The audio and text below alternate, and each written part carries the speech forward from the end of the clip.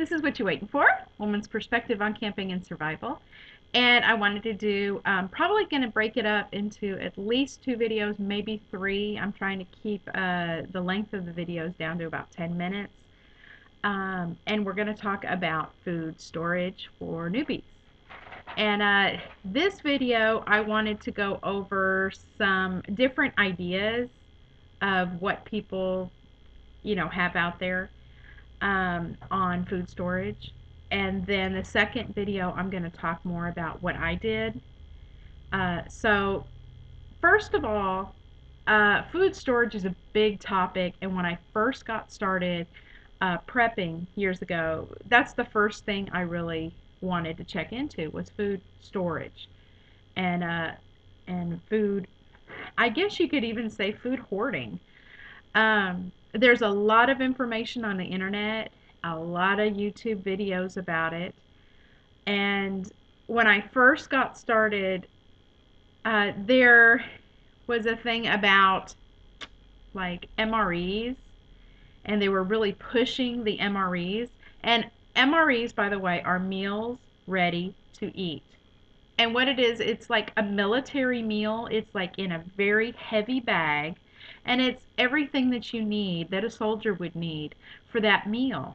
And it usually includes an entree. It includes actually a heater that can heat the entree in some of them, where you just add water and there's a chemical reaction that heats the meal. They have drinks in there, usually some kind of tea or coffee. They have some type of bread or crackers. Sometimes they have peanut butter, Tabasco. They even have toilet paper and condiments.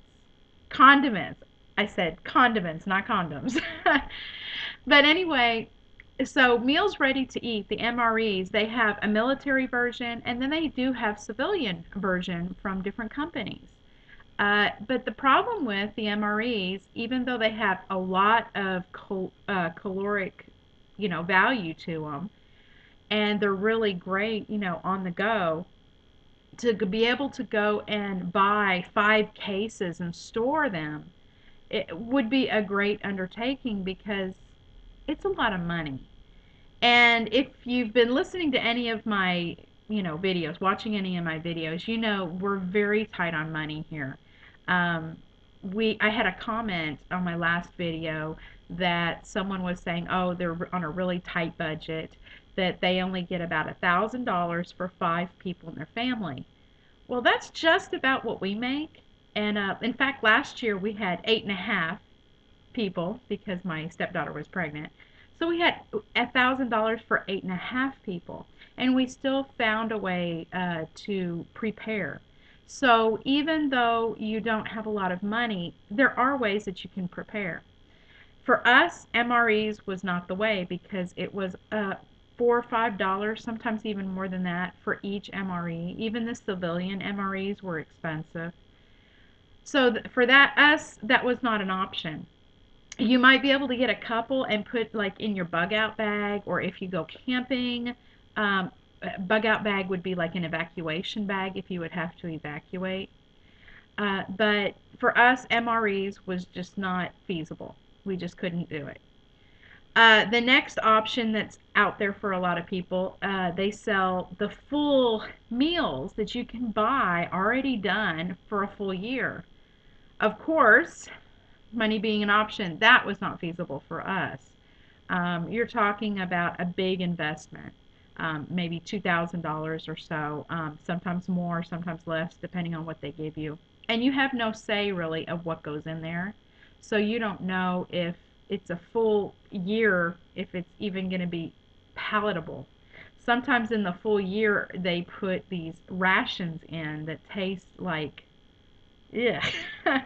So that was very not feasible for us either. If you have a lot of money, and you have money to throw away, go ahead, do it. You're prepared for the whole year. But for us, it wasn't an option. And I think for most people out there, that's not an option. Another option you can do is going with I lump them together, dehydrated, mountain house, backpacker meal kind of things. And again, money was an issue. Dehydration little uh, cans, like number 10 cans. Number 10 you'll hear a lot. And that's basically like if you go to Sam's or Costco and you see the big commercial size vegetable cans, that's like a number 10 can. And they have, especially Mountain House, there's a lot of different companies out there, but Mountain House is the most popular. Dehydrated meals, dehydrated vegetables, dehydrated eggs. I mean, practically anything you can think of, you can get dehydrated. The problem is some of the taste is not all that great. We're not used to the dehydrated, so you have to understand when you start cooking that you have to rehydrate it and how that's going to work out. And sometimes when you rehydrate it, you have to buy such a large quantity. When you rehydrate it and taste it, you might not like it. So you have put all your money into one basket, so to speak, because they're very expensive. And if you don't like it, guess what? It's sort of, what am I going to do with this? By the way, the MREs, they usually last quite a while. I'd say like a minimum of maybe 5 years. Some of them go a little bit longer, depending on where you store them, how you store them, all that. The dehydrated, maybe 10 years in a can. But once you open it, uh, and the air gets into it, then you're looking at having to eat the entire can and cycle through that can because the it's no longer sealed, so the expiration date is going to be lower. If it's in the can, it might be 10 years. Once you open it, then it drastically, declines the expiration date. So that's another thing about dehydrated meals. You have to, once you open them, you need to cycle through that. It's not like you can take half of it out. You can, but it will not last the full uh, shelf life that they say. So you will have to cycle that into your food. And dehydrated food, it makes a lot of food, so plan on that. Backpacker meals, Mountain House is another great one that makes backpack meals. And they're dehydrated little pouches that you buy. You add in boiled water and you let it sit, or some of them you can cook like straight in the little pouch, and it rehydrates, and it's a full meal. And we do have a few of those that I have in my bug out bag or evacuation bag. And we do use some when we go hiking or if we go camping. But again, the price of that is pretty expensive. I mean, you're looking at $4, $5, $6 for the better quality ones that really taste great. You're looking, more expensive than that sometimes. So that was not an option for us for a full food storage.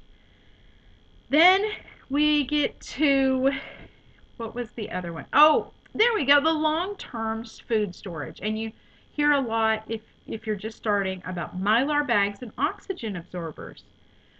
Those are great if you're going to buy a quantity of, say, rice or beans, but dry goods. And you take them, you can put them in a Mylar bag, and Mylar bags are similar to Mylar balloons. It's the same type of material.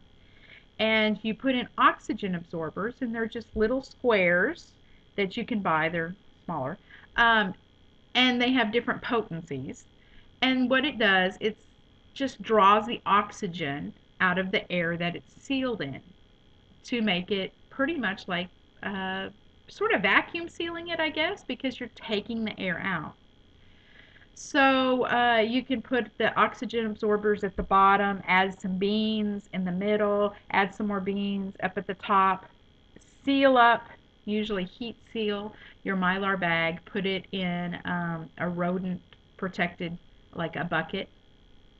And that's great. And it stores some of those things. They say the shelf life is like, 30 years for beans and rice, packaged correctly in that type of package. The only thing is once you need to get into your beans, you're going to open up the bucket, and once you snip that bag, the air is getting in. So unless you're going to repackage it one more time, which is a very expensive situation to keep, pulling some out and repackaging it each time, uh, you're going to have less of the shelf life. So instead of it lasting the 30 years, once you open it up, guess what? It's just the regular, because once the air gets to it, then the shelf life goes down. So for us, we tried to think about doing that, but for us, it was easier to start with on that scale to buy like a 20-pound bag of rice or beans, and we just vacuum sealed into individual, maybe 1-pound bags, 2-pound bags, into bags that we're going to actually use. As we're getting more and more into the food storage, that long-term food storage with the mylar and the oxygen absorbers, we are trying to get into that. Um, but it is a big expense at first, and it's something that you can build on as like your ultimate goal. It doesn't have to be your first step. So for us starting out, that was another not really an option for us, because we wanted to be able to do it on a small scale. We don't have, $600 to go out and buy all the supplies and all the stuff from Costco or Sam's and get started. So we couldn't have that option. So in the next video, all these are great storage techniques, but for when you first start out, they're a little overwhelming. But in the next video, I'm going to talk about pretty much what we started out with. But if you can get a hold of MREs, and you can get a hold of your dehydrated food, or get a hold of your backpacker meals, or get a hold of your Mylar bags and things that you need to buy from the internet, and get that started, that is great. Go for it. But I am going to do the next video on someone that doesn't have the ability or the money to be able to start at that level. So the next one is going to be how we started on canned goods and premixes. And that's just stuff you can get just off your grocery shelf. There's no, prepping. You don't have to worry about buying from the internet. So anyway, I'm going to be coming with part 2, and it's going to be about canned goods. So what you waiting for? Bye.